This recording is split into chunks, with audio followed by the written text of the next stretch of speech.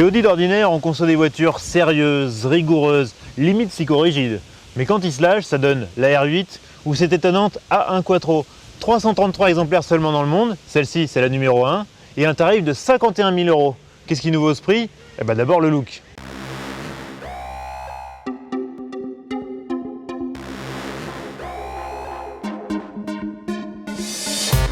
Difficile de rester insensible au charme de la A1 Quattro. Cet Audi multiplie les clins d'œil avec son énorme aileron façon Pikes Peak ou ses jantes blanches typées rallye. La face avant est dominée par le bouclier largement perforé, tandis qu'à l'arrière trônent deux sorties d'échappement massives. Avec une ligne aussi sportive, on s'attend à découvrir un habitacle dépouillé, il n'en est rien. La A1 Quattro vous accueille dans des sièges en cuir et dispose d'un équipement ultra complet. Elle se démarque par quelques détails spécifiques comme le contour à fond rouge ou le pommeau de vitesse en aluminium, clin d'œil à l'Audi R8. Mais la A1 Quattro, ce n'est pas qu'un grand méchant look. En effet, sous le capot, les gens d'Audi ont graffé ce 2 litres turbo de 265 chevaux. Incroyable cette puissance dans une citadine.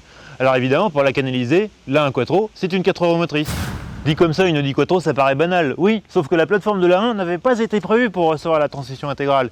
Il a donc fallu la modifier pour incorporer l'arbre de transmission et mettre des trains avant et arrière d'Audi TT. Un sacré boulot. Bref, au volant d'un engin pareil, on a vite fait de se prendre pour un pilote de rallye. Tiens, on va laver les notes. Pour la spéciale. Bah oui. Tu lis bien en rythme, hein, c'est vachement important, hein, sinon moi je perds le rythme. Allez, c'est parti. La A1 Quattro, c'est une petite boule de nerfs. Son moteur plutôt discret à bas régime se met à grogner et souffler de façon impressionnante lorsqu'on le sollicite.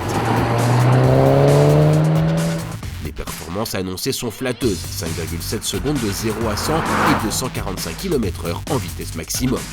L'Audi A1 Quattro, c'est une vraie petite bombe pour les spéciales de rallye. Elle est compacte, agile, nerveuse, elle a un bon grip. Seul petit problème, en sortie de virage à la remise des gaz, on sent que ça tire un peu dans le volant. Bah, la faute à ce différentiel central à Haldex qui n'est pas ultra perfectionné. En clair, la voiture reste quand même un peu une traction avant. La technologie Haldex trouve ses limites avec une motorisation aussi puissante, les remontées de couple dans le volant venant ternir des sensations de direction déjà trop légères. Mais la A1 Quattro souffre surtout d'un confort précaire. Quand on n'est pas en mode arsouille complète, la A1 Quattro, elle est quand même un petit peu fatigante. Ses suspensions sont très fermes, les sièges sont assez durs, mais en plus le moteur fait un raffut de tous les diables sur autoroute. Bref, c'est un joli collector, mais vaut mieux avoir quelque chose d'autre à côté dans le garage. C'est sûr, aucun argument rationnel ne peut justifier l'achat de cette Super A1 dorée sur tranche.